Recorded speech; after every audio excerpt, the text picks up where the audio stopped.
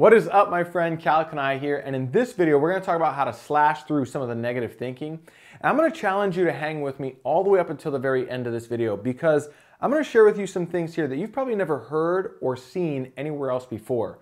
And even if you've done a lot of personal development and read a lot of books, what I'm about to share here is probably going to go against the grain just a little bit. So stick with me all the way up until the very end, and let's get started.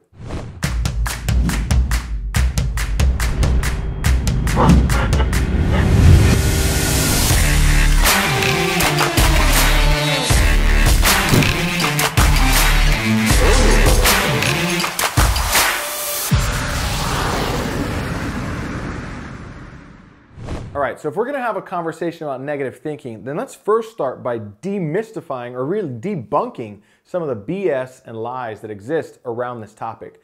Because that BS, right, is really the root of why there is suffering associated with this.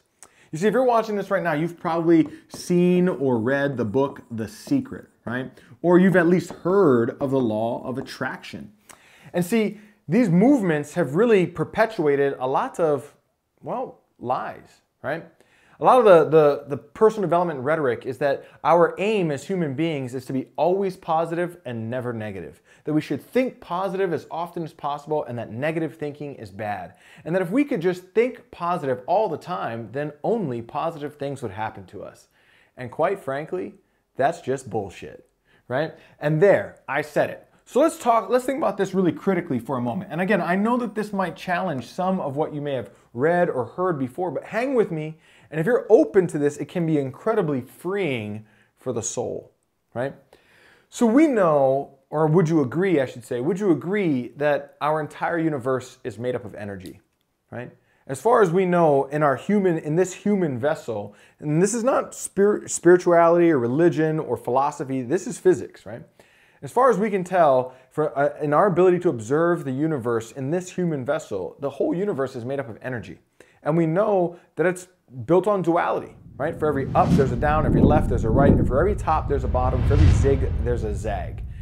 And if the whole universe is made up of energy, then probably the smallest form of energy that most of us are familiar with is the atom, right? Now, science has definitely, over the last couple of decades, found evidence for matter that is even smaller than the atom, quarks, right?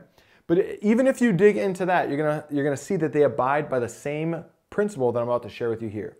So what do we know about an atom? Well, we know that an atom is made up of a nucleus, and it has both a positive charge and a negative charge in equal proportion, right? And in fact, if it has more negative or more positive, it's actually called an ion. So this is the smallest form of matter that exists anywhere in the universe, and it is therefore the fabric of the universe. It's what shapes all things. So if at its very smallest form, it is both positive and negative in equal proportion, then find me anything in the universe that isn't.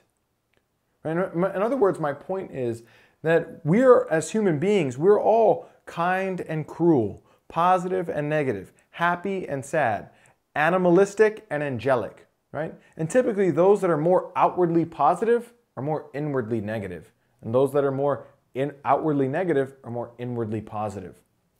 So really, you know, this rhetoric that's become popularized by some of the media out there and some of these quote unquote gurus. In fact, this morning I was even watching an interview in which the interviewee was saying that, you know, it's all about, you know, the context by which we approach life. And if we're positive, then we will experience more positive things. And again, that source of thinking is what causes people to feel that they're coming up short in life, right? My point here is simply this. If you're experiencing negative thinking, congratulations, you're normal. Have some grace with yourself. That all of us are going to experience that. And that it is a complete fantasy to think that we're ever going to achieve one side without the other. In fact, our brains are this cool little engine, right? And I'm not known for my artwork. I am no Picasso or anything like this, right? But here's how our brain kind of interprets life. We have an experience, right? And our brain, we might say, well, that was good. So when we label something as good, what we're really saying is that we're conscious of the positive and we're unconscious of the negative, right? And the opposite is also true. When we name an event, when we label an event bad, we are saying that we are conscious of the drawbacks and unconscious of the benefits, right? But everything is truly both. For every upside, there's a down, and for every downside, there's an up. For every benefit, there's a drawback. For every drawback, there's a benefit, right? And so the masters of life, while the masses live in this illusion that we're supposed to have one side without the other, the masters in life know that the world is both. And my point here is simply this, that if you're experiencing negative thinking, have some grace with yourself, as I said earlier, right? It's okay. In fact, what we resist persists. It's been said many times, right? So a lot of times the suffering that we're having from negative thinking is just the very fact that we're judging ourselves for thinking negatively anyway. And that's perfectly okay, right? Now, we don't have to get caught up in it and wallow in it and live in it and like be with it, right? But if you're experiencing negative thinking, then basically what you're starting to see is that you are more aware of the drawbacks of any particular thing than you are of its benefits. So one of the things that I like to do whenever I find myself speaking negatively or thinking negatively is to ask myself, what are the benefits of this experience? I want to see the other side, right? Because I know that it's an illusion that any one thing is more one without the other, right? So I'm going to ask myself, what are the benefits of this experience? How is this serving me? How is this getting me to my goal? What can I learn from this? What am I learning from this? You know, what are the opportunities that exist in this? And I want to make myself aware of the plus side, right? So that I can bring my mind into balance. And a balanced mind is going to be better at making decisions. It's going to be better, it's going to handle emotions better, right? It's going to basically experience a greater calm and peace and quietness than the noisy mind that says that everything is either good or bad, right or wrong, up or down, right? And so ask yourself when you're experiencing these thoughts, what is the other side of this? What is the side that I'm not seeing? What is the benefit to this? What's the positive to this? What's the payoff to this? You know, how is this serving me? How is this taking me closer to my goal? What am I learning from all of this? What is the opportunity that's presented to me? And do so until you can see that what you're experiencing is both negative and positive in equal proportion.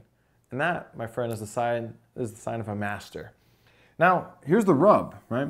Whenever we're experiencing something that is positive, we're also seeing only the positive without the negative. We're experiencing one side without the other there. It's just as much an illusion to think that something is only positive as it is to think that it's only negative. Well, that's a story for another time though, right? So if you're thinking negatively, ask yourself, bring your mind into balance and ask yourself what is the other side of the equation, and I assure you it is there. And it might not always be easy because again, you're trying to make the unconscious conscious. And sometimes that takes a little bit of work, but it will help you to know that you're normal. You're just human. You're having a human experience. Welcome to life. I'll see you in another video, my friend. Drop a comment down below. Let me know if you liked any of this. Ask any questions that you would like me to answer. And make sure that you like, comment, share, subscribe, all that jazz. It helps the channel and it helps me continue to be able to create quality content for you as well. I'll see you in another video.